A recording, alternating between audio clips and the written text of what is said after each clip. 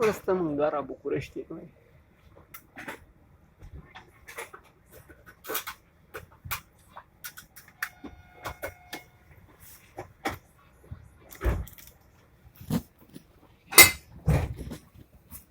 Sper că asta nu a fost Chiașna. Nu pare Chiașna. E următoarea Chiașna? Aici e 16. Cred că ar trebui să mă pregătesc să termin cu prostia cu telefonul, că văd că stă cam puțin, nu? Da.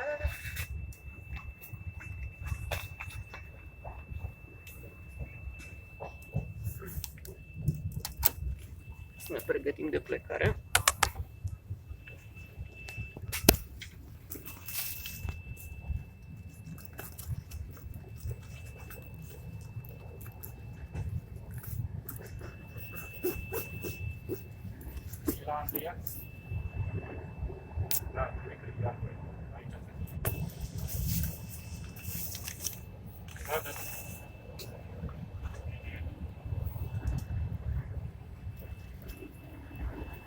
Pregătim să coborâm spre Chiașna.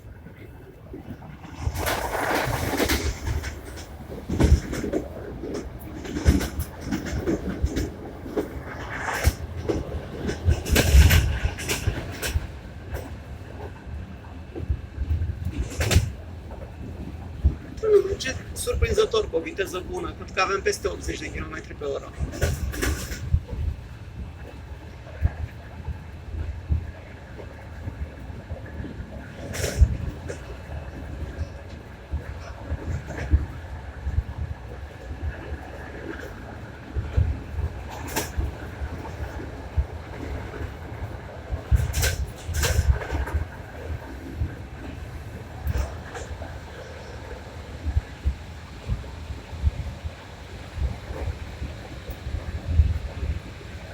Ar trebui ca la un moment dat să trecem peste muntele de gunoi al bucureștenilor.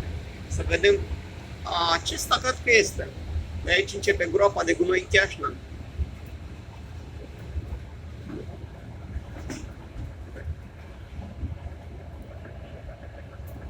Cum se vede, este o fostă groapă care astăzi este un munte de gunoi.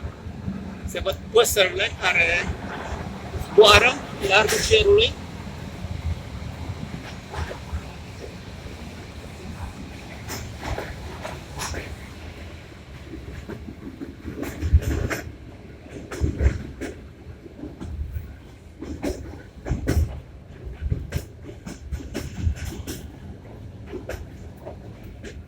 Cred că ne apropiem de gara Chiașna. Voi închid aici. Nu am multă baterie la telefon. Călătoria a durat mai puțin de 10 minute. Cu tot cu oprirea din București Noi.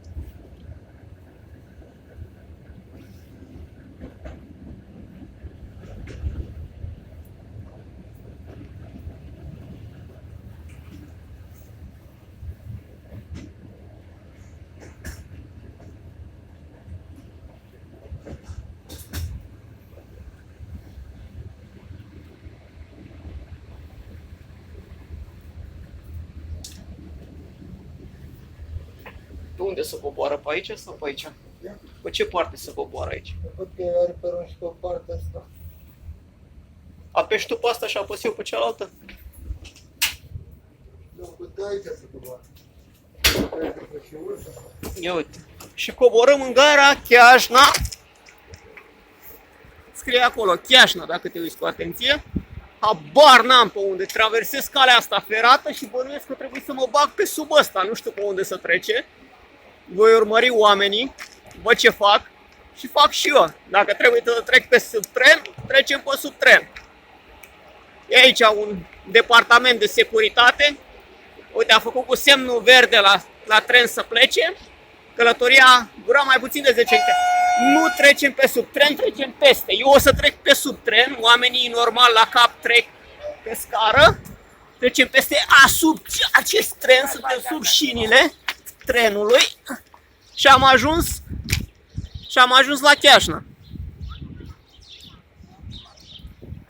Oamenii civilizați au sărit pe acolo și au luat copiii în brațe și intrăm în gara Chiașna. Vă mulțumesc!